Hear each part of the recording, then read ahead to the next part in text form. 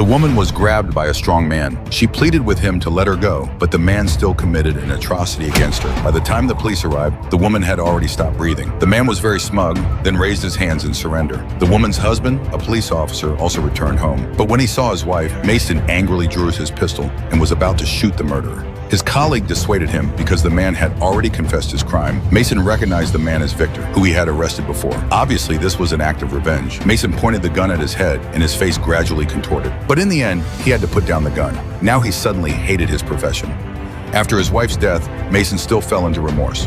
So he loaded all the bullets into the gun, then told his colleague his plan, and then rushed into Victor's hideout and shot Victor's subordinates. Soon, his police colleagues also rushed over.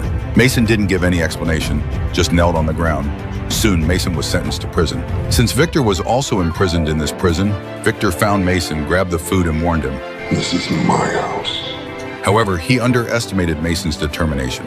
After returning to his cell, Mason took out a ballpoint pen and sharpened its outer shell. A weapon was thus made. Then Mason launched a surprise attack on Victor's subordinates. After a fierce fight, he finally knocked the opponent down.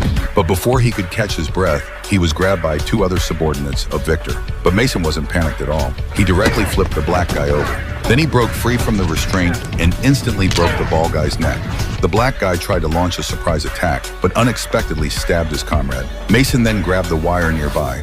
After blocking the opponent's attack, he tied him up, but he didn't kill him immediately. Instead, he took him to the rooftop. He aimed at the prison guards below and threw him down. He crushed two people to death, and the weapons nearby were taken by the prisoners. With a gunshot, a riot broke out in the prison. Mason also got a chance to fight Victor, but due to the difference in body size, Mason could only take the beating. Soon, Mason was knocked down. Victor picked up the pistol on the ground and started taunting Mason while aiming at him. However, Mason took out his homemade weapon and slit Victor's throat. Mason stood up, picked up the pistol, and avenged his wife.